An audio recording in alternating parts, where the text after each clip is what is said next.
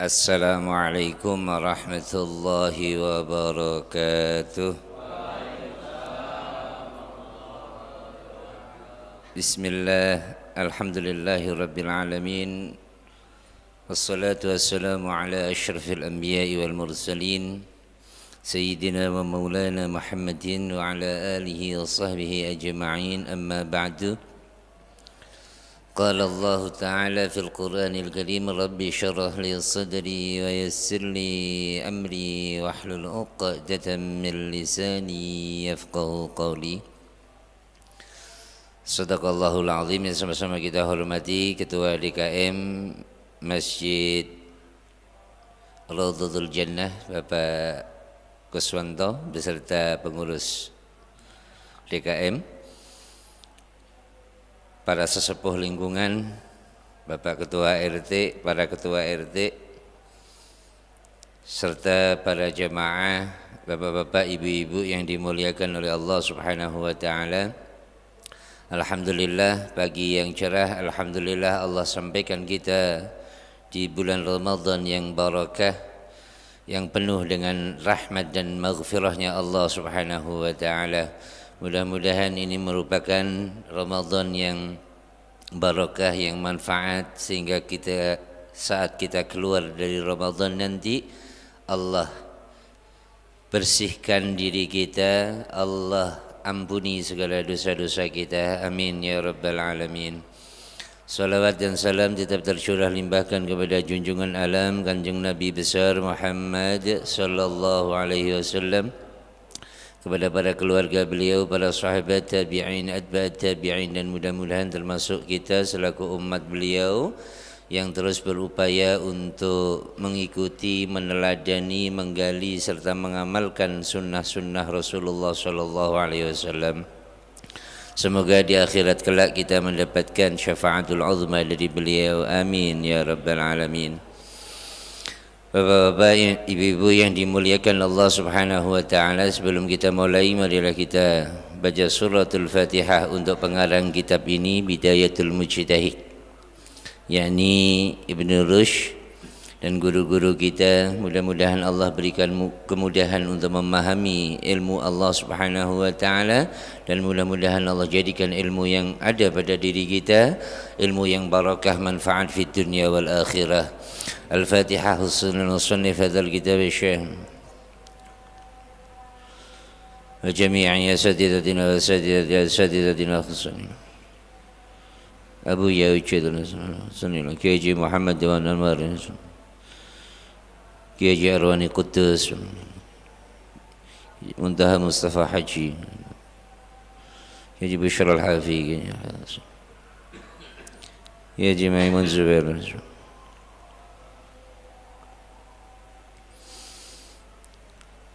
نفعنا الله بعلومهم في الدين والدنيا والآخرة. شيء الله لهم الفاتحة. أعوذ بالله من الشيطان الرجيم. بسم الله الرحمن الرحيم. الحمد لله رب العالمين الرحمن الرحيم مالك يوم الدين.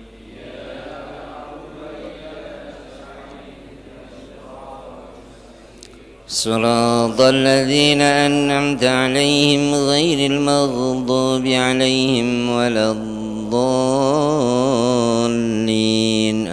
آمين.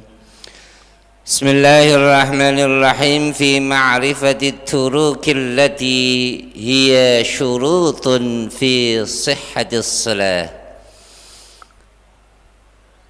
Pada pertemuan kali ini akan kita bahas tentang mengetahui hal-hal yang dilarang, baik itu berupa gerakan maupun ucapan, yang dapat membatalkan salat kita, karena hal tersebut merupakan syarat daripada sahnya salat. Wa amma turuku, dan adapun hal-hal yang terlarang, gitu ya, yang harus ditinggalkan, al-mushtaratu, yang merupakan syarat fi sholati, di dalam salat, fattafaqa, maka bersepakat sopo al-muslimuna, ulama-ulama muslim ala anna minha qaulan wa minha fi'lan. Umat Islam bersepakat bahwa hal-hal yang harus ditinggalkan yang merupakan syarat daripada salat itu terbagi menjadi dua. Yang pertama adalah berupa ucapan dan yang kedua berupa perbuatan. Wa ammal af'alu, dan adapun yang berupa perbuatan, fajami'ul af'alul mubahatu allati laysat min af'alis shalah. Yang berupa gerakan atau perbuatan adalah seluruh gerakan yang dibolehkan, yang bukan merupakan gerakan sholat.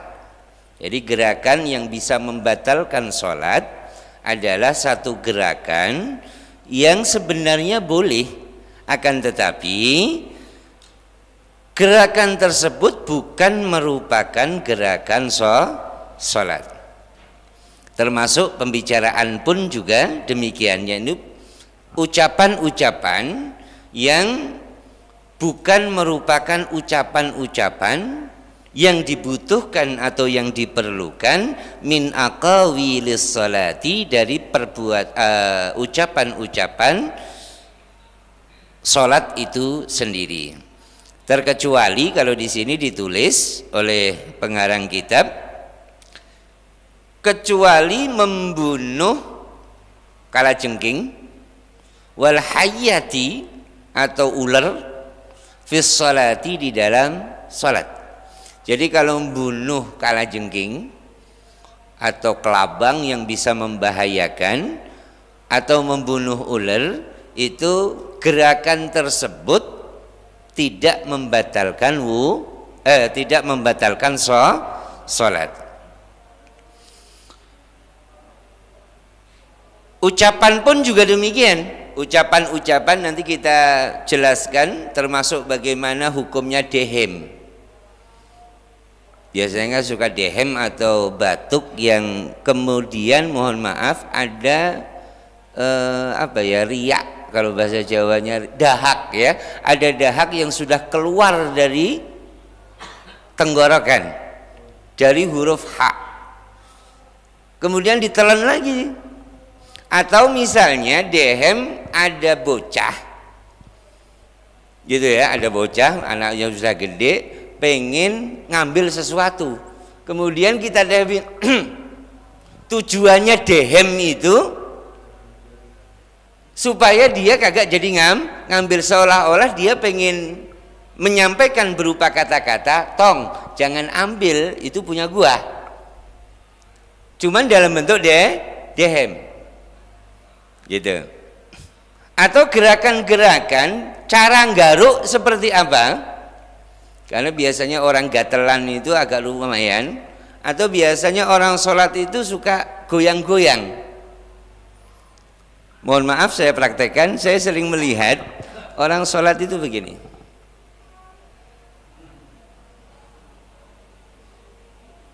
Begitu. Nah, gerakan-gerakan yang dapat membatalkan sholat seperti apa? Atau ucapan-ucapan seperti orang nguap,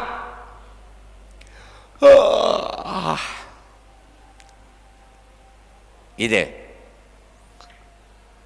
Ini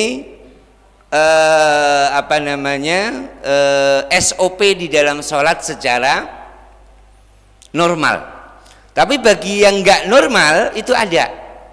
Makanya terkecuali orang-orang ini, itu sholat itu bebas.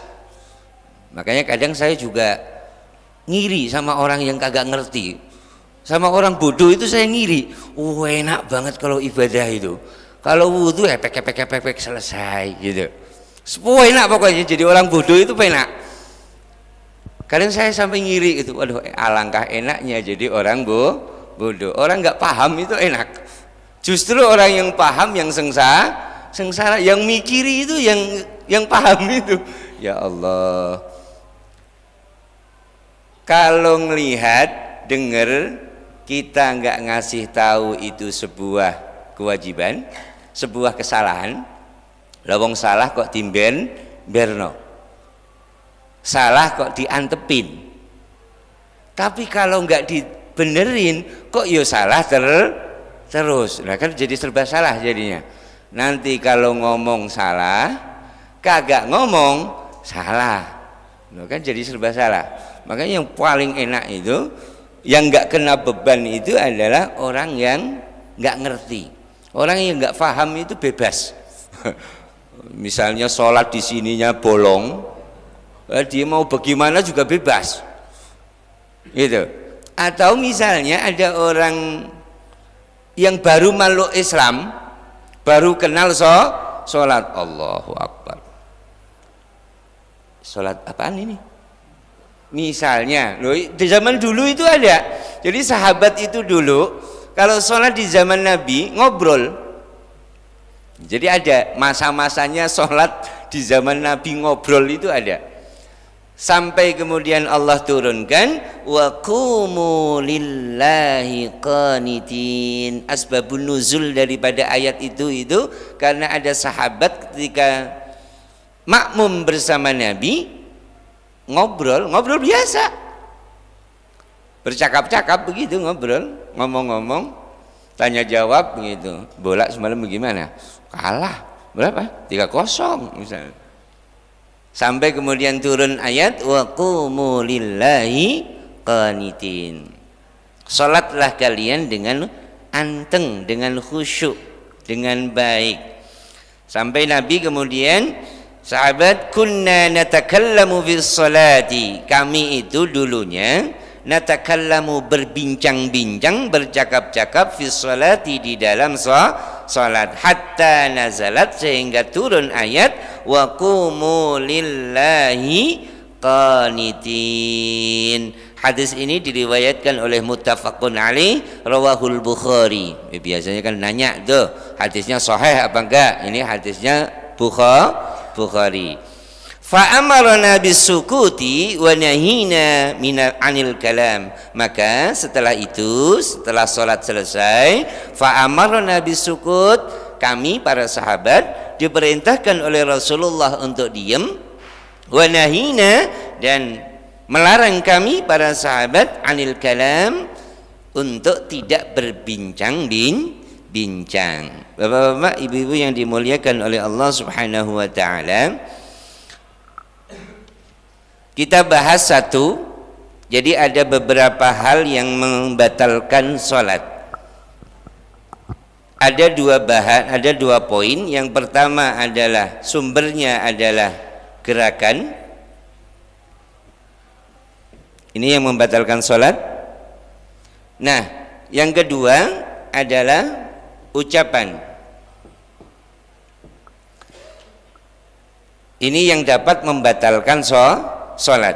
Nah, gerakan yang seperti apa yang dapat membatalkan sholat?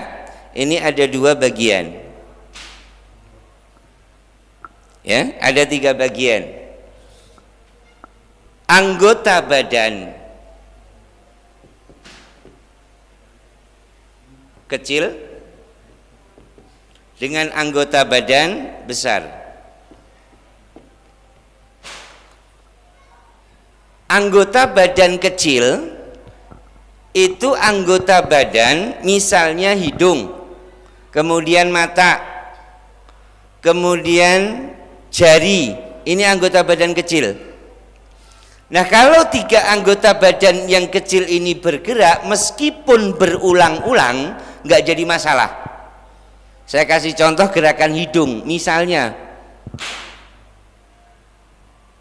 Jadi hidungnya gerak-gerak. Itu mau 1000 kali juga nggak jadi masalah. Atau kedipan mata itu tidak membatalkan sholat. Atau lidah. Nah, kalau lidah ini ada khilafiyah. Kalau lidahnya itu berada di posisi dalam mulut, Bapak gerak-gerakan lidah ketika mingkem itu mau 1000 kali juga nggak jadi masalah. Tapi kalau lidahnya itu bergeraknya sudah di luar mulut, itu batal. Iya beneran ini fikih Pak. Mau masuk akal mau enggak, pokoknya saya jelasin hukum ya. Kepentingan saya adalah jelasin hukum. Bapak mau masuk akal, masa ada sih yang begitu? Ya ada aja. Kan ada tuh yang begitu. Atau ya ada yang begitu kan? Gitu kan?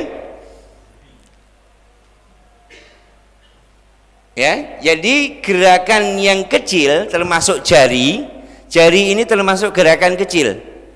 Ketika nggaruk, makanya kalau nggaruk begini. Ketika begini, mau nggaruk, ininya tempelin, kemudian ininya jalan. Mau sampai lecet juga nggak jadi masalah. Tapi kalau nggaruknya itu begini atau begini,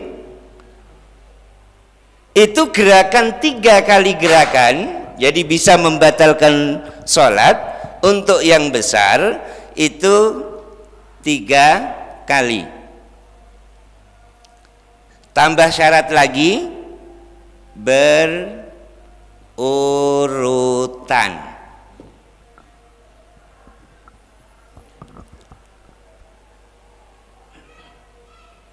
Ya, jadi besar kalau 3 kali tapi tidak berurutan nggak jadi masalah. Saya kasih contoh begini, misalnya yang gatel di sini, ini garuknya begini. Tapi kalau garuknya itu batal.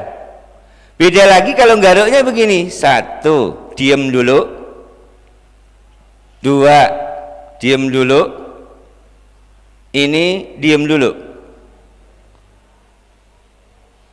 Kalau itu nggak jadi masalah, yang penting ada jeda. Tapi kalau ada tuh yang sholat begitu,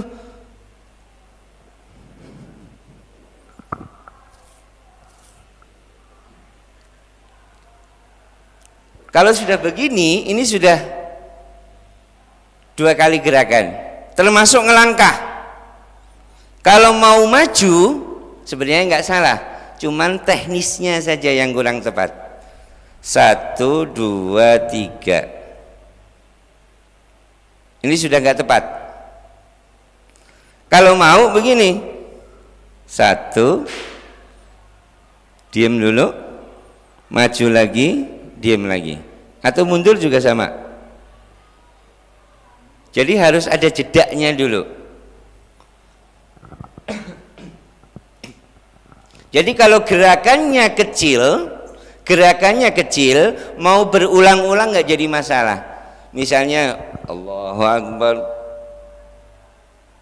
jadi mata-matanya kedip-kedip, atau hidungnya yang gerak-gerak, gitu. Atau begini, sambil zikir. Ya, tapi kalau gerakannya 1, 2, 3 itu sudah batal karena plus dia ke sini lagi, karena menggunakan gerakan besar ya yang 3 kali berturut-turut. Jadi kalau gerakan besar itu punya syarat gerakannya 3 kali plus berturut-turut. Itu yang gerakan besar, termasuk yang garuk ini yang kadang, terkecuali kalau dia pas uzur, punya penyakit gudik yang kagak bisa ditahan. Nah ini nggak jadi masalah. Ya, mau digaruk sampai semana juga karena ada penyakit. Ya, ada masalah, ada kendala. Yang kendala itu bukan upaya kita.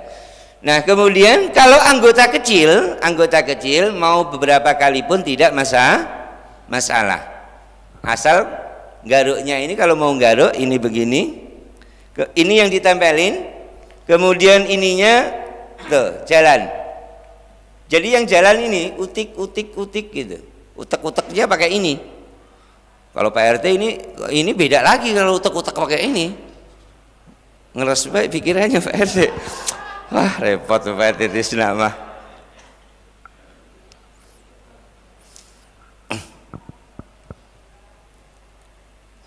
Nah, kemudian untuk yang gerakan ini tadi sudah kita contohkan, bisa menggunakan anggota badan yang kecil. Nah, termasuk yang begini atau begini, niatnya itu sudah beda. Nah, termasuk yang paling sering adalah mengucapkan subhanallah. Niatnya apa tuh? Subhanallah. Nah, niatnya ngasih tahu. Berarti kalau niatnya ngasih tahu, ngobrolnya sama siapa? Sama orang. Sedangkan sholat adalah komunikasi dengan Allah. Jadi kalau sholat ada imam yang salah, boleh mengucapkan tapi dengan niat yang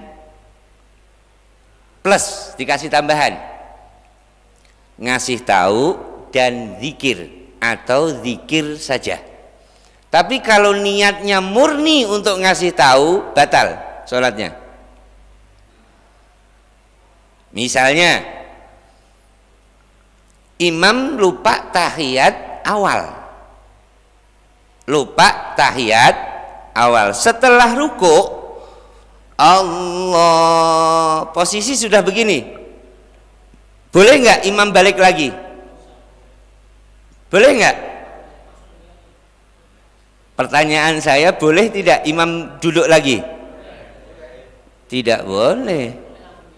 Karena apa? Posisinya sudah di atas ruku. Jadi jangan balik lagi. Kalau balik lagi batal. Kalau balik lagi batal. Kalau sudah posisi di atas ruku, maka terusin. Nah, makmum ngomong dah tuh subhanallah. Kalau niatnya ngomong subhanallah itu untuk ngasih tahu seolah-olah imam itu kalimatnya begini, mam, belum tahiyat awal. Tujuannya kan begitu. Kalau niatnya baca subhanallah itu niatnya untuk ngasih tahu kesalahannya imam doang, maka sholatnya batal. Makanya barokahnya kagak paham gitu, udah terusin baik. Nah, karena sudah dikasih tahu jadi paham kan, kudu dirubah ya. Niatnya adalah zikir. Udah niatnya zikir ada, atau ngasih tahu plus zikir, nggak apa-apa kalau itu. Tapi kalau niatnya itu ngomong subhanallahnya itu hanya murni untuk memberi tahu akan kesalahannya imam, maka sholatnya batal. Nah, ucapan yang kedua adalah kriteria untuk ucapan yang membatalkan sholat adalah satu huruf, ya, satu huruf yang bermakna. Contoh kata-kata li itu bahasa Arab artinya adalah milikku, atau bahasa yang lainnya qi, jagalah, peliharalah, waqina, qi. Satu huruf yang bermakna, yang bisa dipahami maknanya, maka dapat membatalkan sholat. Atau misalnya begini, lagi sholat nih,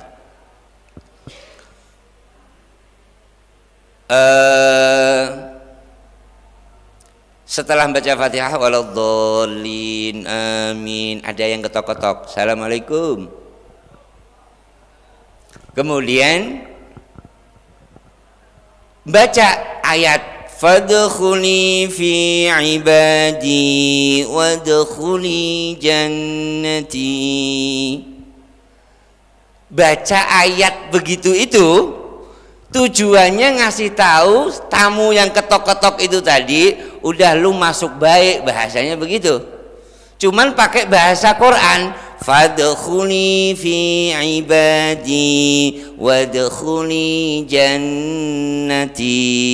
Salatnya batal. Oh, salat wis pirang-pirang tahun lho Pak, iku kudu paham ilmu tentang salat. Ntar kalau ditanya di akhirat bagaimana ceritanya? Atau Allahu Akbar. Tok tok tok tok tok. Assalamualaikum. Bismillahirrahmanirrahim. Ngencengin bacaan tujuannya supaya ngasih tahu gua lagi sholat, seolah-olah kan begitu tuh. Nah ini yang sering disalah artikan. Niatkan untuk membaca Quran, jangan niatkan pas barengan itu tadi, maka sholatnya nggak sah. Atau begini, Allahu Akbar, tok tok tok, Assalamualaikum, Sami'allahu liman hamidah. Nah, ngencengin bacaan ini tujuannya ngasih tahu, murni tujuannya ngasih tahu untuk saya lagi sholat. Itu ucapan yang bisa membatalkan sholat.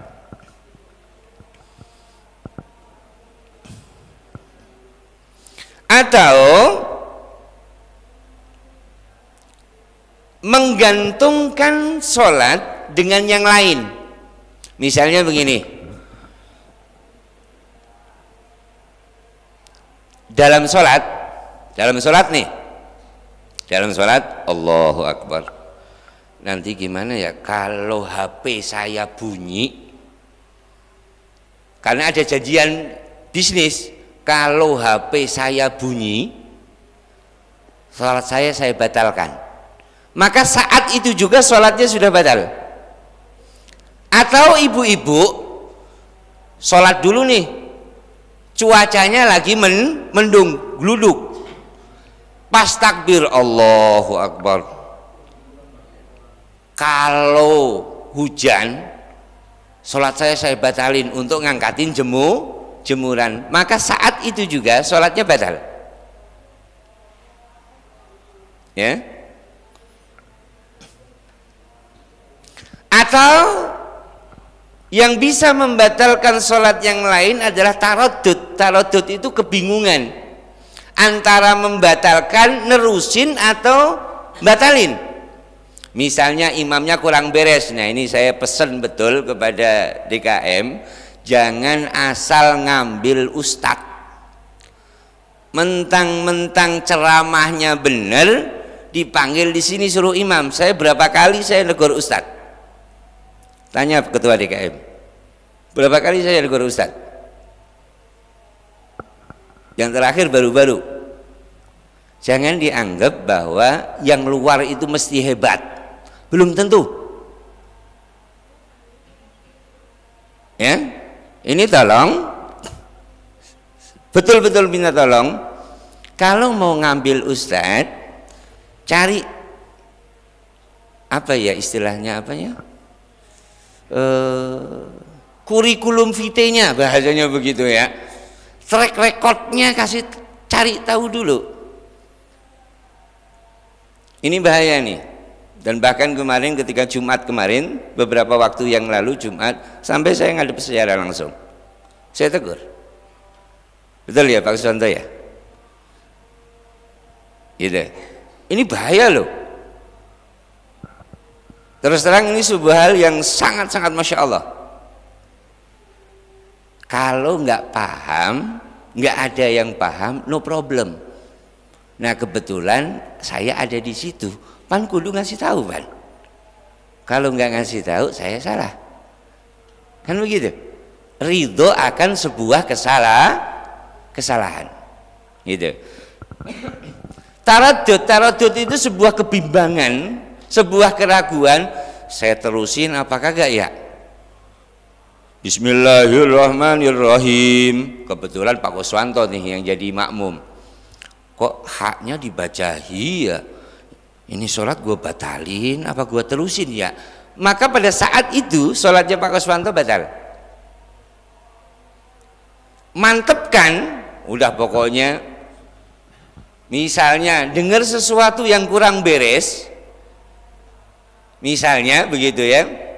Kalau Bapak punya ilmunya, terusin.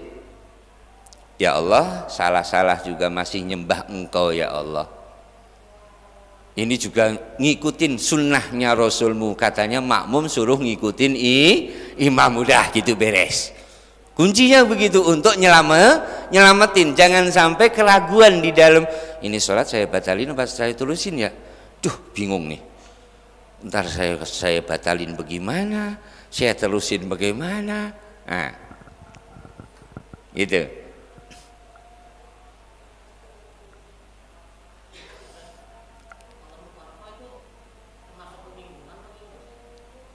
Kalau untuk mufarokoh lebih baik mufarokoh. Lebih baik mufarokoh. Cuman masalahnya ini sholat Jumat. Nah kalau Jumat kan fatal. Gitu. Mufarokoh berarti harus kodok sholat zuhur. Saya dibilang kalau Ustadz nggak marem silakan iadah.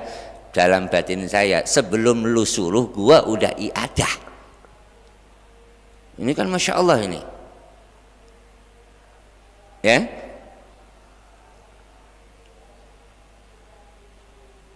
jadi kalau manggil Ustadz tolong lihat-lihat dulu, jangan karena gelar, jangan mentang-mentang gelarnya MPD, saya S2, saya terus terang S2 tapi nggak pernah pakai gelar S2 saya, jarang, kecuali dipaksa, nah baru dah tuh.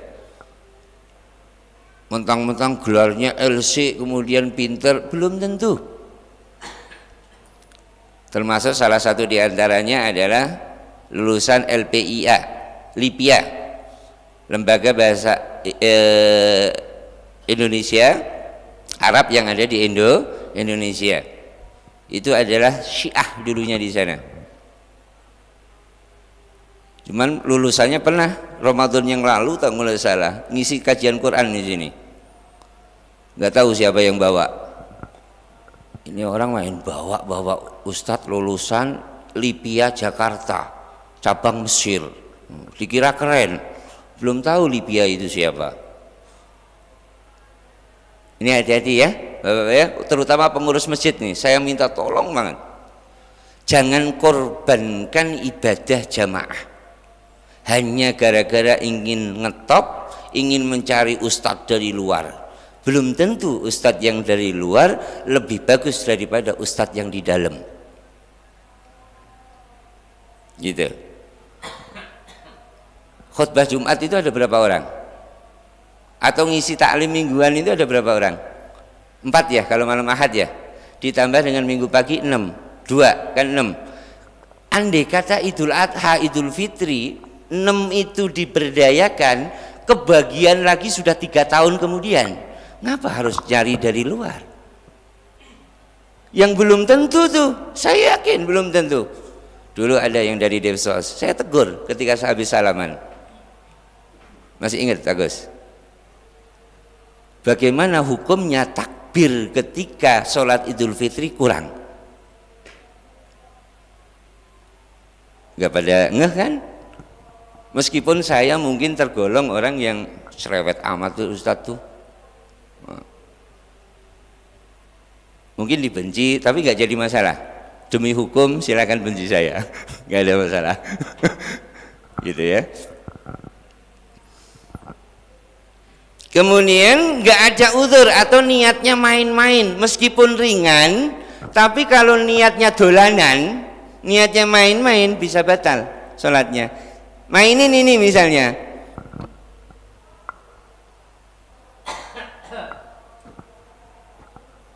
bisa batal ya, meskipun gerakan itu ringan, tapi kalau betul-betul gatel garuk nggak jadi masalah. Asal begini ya. Tapi kalau begini 1, 2, 3. Atau begini. Plus balik lagi. Sudah batal itu termasuk gerakan besar ya.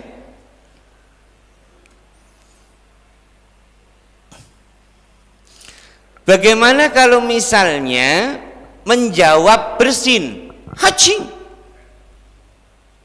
Alhamdulillah. Boleh nggak yang bersin baca alhamdulillah? Boleh, karena niatnya zikir. Yang masalah adalah yang jawab.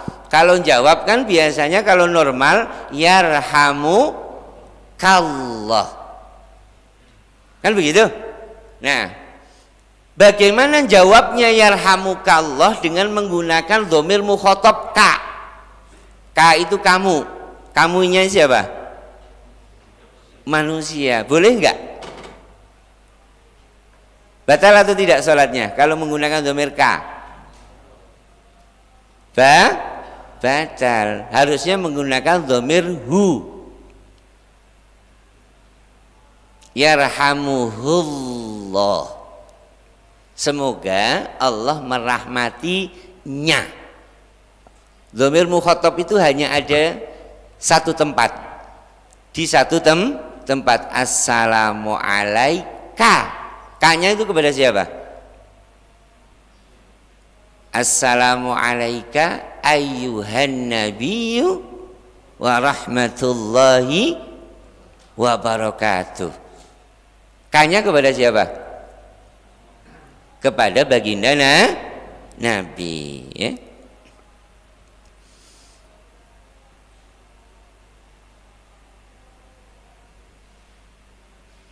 Nah, kemudian termasuk di dalamnya adalah dehem.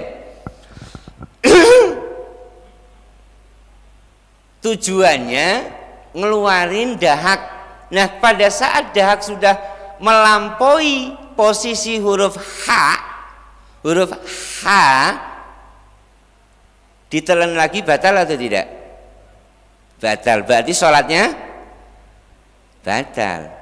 Atau bapak lagi habis sahur nih, gitu ya, sholat subuh, lah kok ada 1/4 upo? Paham? Upo pak? Upo itu nasi 1, itu bagi 4. Kan kecil tuh, nyelip pasti.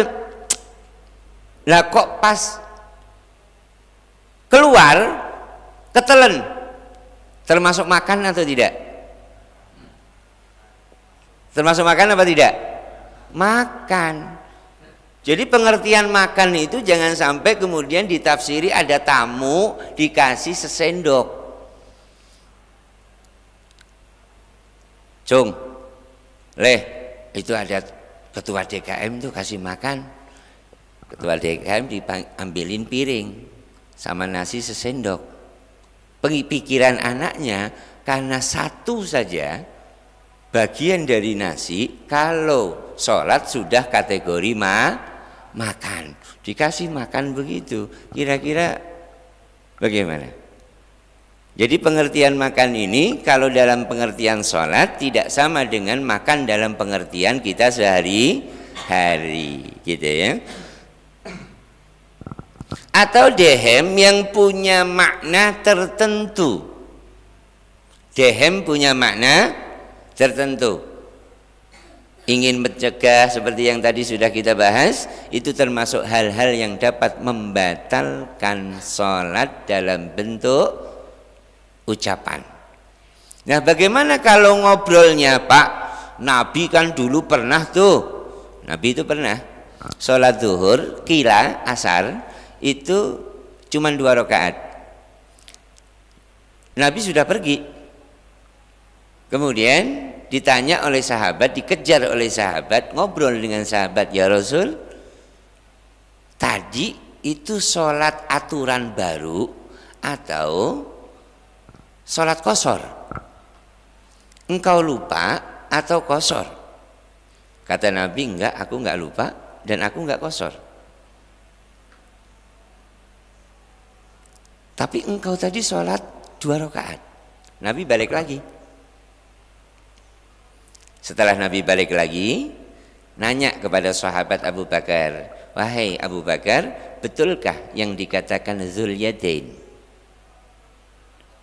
Sahabat Abu Bakar jawab, na'am ya Rasulullah. Akhirnya Nabi langsung takbir, langsung nerusin, bukan ngulang dari awal gitu. Nah inilah yang kemudian ulama memberikan satu kesimpulan bahwa ada sujud sahwi ba'das salam. Sujud sahwi ba'das salam. Sujud sahwi itu berapa kali? 2 kali ya. Sujud sahwi itu jumlahnya 2 kali. Sama seperti sujud biasa, cuman bacaannya yang berbeda. Bapak-bapak yang dimuliakan oleh Allah Subhanahu wa taala, terutama hal-hal yang berkaitan dengan garuk, kemudian memutuskan sholat, menggantungkan sholat dari hal-hal yang meskipun itu nggak lazim, nggak logis, nggak masuk akal.